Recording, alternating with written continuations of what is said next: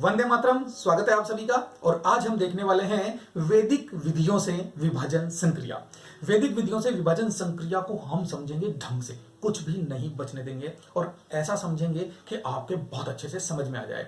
बहुत से लोग शॉर्ट में समझा देते हैं, लेकिन मैं आपको समझाऊंगा डिटेल से, अच्छी तरह से, ताकि आपके बहुत अच्छे से समझ में आ जाए। तो चलिए शुरू करते हैं विभाजन संक्रिया। विभाजन संक्रिया वैदिक गणित में 3 प्रकार से की जाती है और उन तीनों प्रकार के लिए हमें 3 सूत्र दिए गए हैं। और वो सूत्र कौन कौन से हैं? सूत्र निखिलम, सूत्र परावर्त योजित और सूत्र ध्वजांक। इन तीनों सूत्रों का यूज करके हम हर प्रकार के विभाजन को बहुत ही आसानी से सॉल्व कर सकते हैं। आपको पता है वैदिक गणित आपको बहुत आसानी से सॉल्व करना सिखाती है, यानी हर संक्रिया को आसानी से आप कैसे सॉल्व करें कम मेहनत में, यानी कि शॉर्ट मेथड्स हमें देती है वैदिक गणित। तो देखते हैं विभाजन की इन तीनों विधियों को और समझते हैं कि इन विधियों को हम कब यूज कर सकते हैं और कब यूज नहीं कर सकते हैं। तो पहली विधि है हमारे पास सूत्र निखिलम।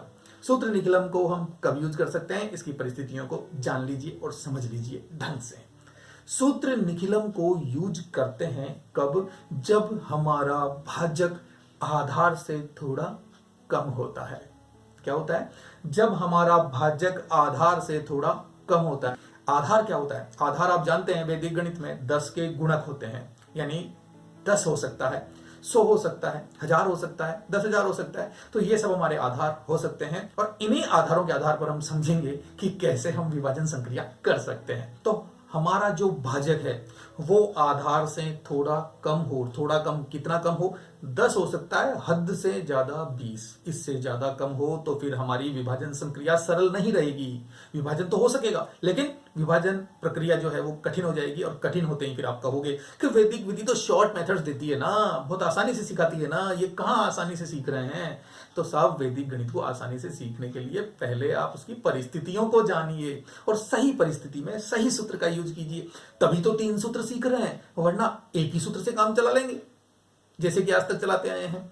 तो ढंग से समझिए परिस्थितियों को कि सूत्र निखिलम का यूज करते हैं तो जो आपका भाजक होता है वो आधार से थोड़ा कम होना चाहिए। साथ ही आपके जो भाज्य के अंक है, भाज्य मतलब भाज्य वो संख्या जिसमें आप किसी संख्या का भाग देने वाले हैं।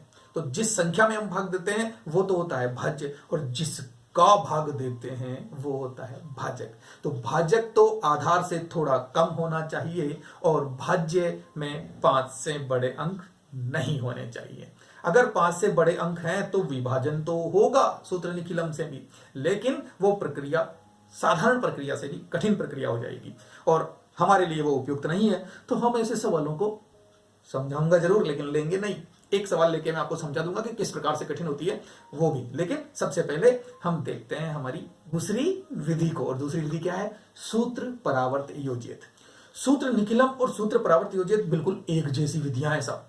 एक जैसी मतलब बिल्कुल एक जैसी, थोड़ा सा ही फर्क है। जैसे 2 जुड़वा भाइयों में थोड़ा सा फर्क होता है ना, वैसे थोड़ा सा फर्क है, ये दोनों जुड़वा हैं। तो समझ लीजिए कैसे। सूत्र परावर्त योजित से जब भी हम विभाजन संक्रिया करें तो हमें इन 2 बातों का ध्यान रखना होगा। वो 2 बातें कौन सी कि कब कर सकते हैं? भाजक आधार से थोड़ा ज्यादा होना चाहिए, बड़ा होना चाहिए। कितना? जितना सूत्र निखिलम में आधार से कम होता है, यानी 10 या 20, इससे ज्यादा नहीं, 20 से ज्यादा नहीं होना चाहिए, 20 से कम ही होना चाहिए। तो भाजक अगर आधार से थोड़ा ज्यादा है तो हम सूत्र परावर्त योजित को यूज करेंगे, और अगर भाजक आधार से थोड़ा कम है तो हम सूत्र निखिलम को यूज करेंगे। क्लियरिटी समझ में आ रही है आपके? दोनों में बहुत ही कम फर्क है। भाजक अगर आधार से थोड़ा ज्यादा है तो सूत्र परावर्त योजित, और भाजक अगर आधार से थोड़ा कम है तो हम सूत्र निखिलम का यूज करते हैं। और भाज्य के जो अंक हैं वो परावर्त योजित में अगर पहला अंक अगर 1 है तो बहुत आसानी से हम सॉल्व कर पाते हैं, और बड़ा है तो फिर थोड़ा मुश्किल तो होनी है। इसलिए सूत्र परावर्त योजित से भी और सूत्र निखिलम से भी इस बात का हम ध्यान रखते हैं कि इनको तभी यूज करेंगे जब भाज्य के अंक 5 से कम हो।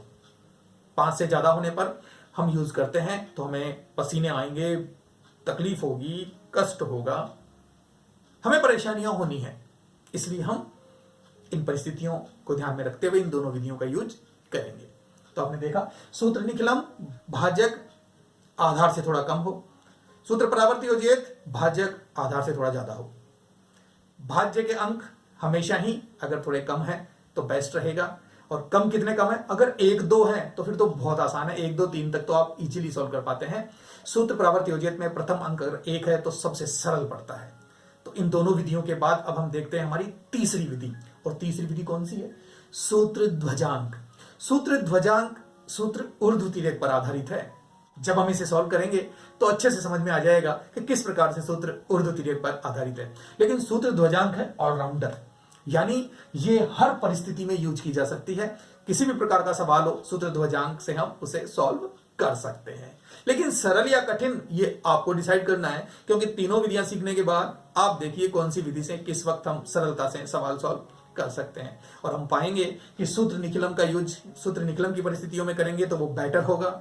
सूत्र परावर्त योजित का उपयोग सूत्र परावर्त योजित के अनुकूल परिस्थितियों में करेंगे तो वो ज्यादा बेटर होगा। और सूत्र ध्वजांक तो फिर ऑलराउंडर है ही, इसका यूज तो हम कभी भी कर सकते हैं। तो चलिए सीखेंगे हम इन तीनों विधियों को, लेकिन नेक्स्ट पार्ट में एक एक करके हम इन तीनों विधियों को सीखने वाले हैं और बहुत अच्छे ढंग से हर प्रकार का सवाल लेंगे। इजी सवाल भी हम लेंगे ताकि आपकी विधि समझ में आए, और ऐसा सवाल भी लेंगे जो आपकी बुक में भी नहीं होगा और आपको किसी ने नहीं समझाया होगा, इतना कठिन सवाल हम वो भी सीखने वाले हैं हमारे नेक्स्ट पार्ट्स में। सूत्र निखिलम, सूत्र परावर्त योजित और सूत्र ध्वजांक, हर प्रकार का सवाल हम सॉल्व करेंगे और अच्छे से सीखेंगे हर विधि को। तो मिलते हैं नेक्स्ट पार्ट।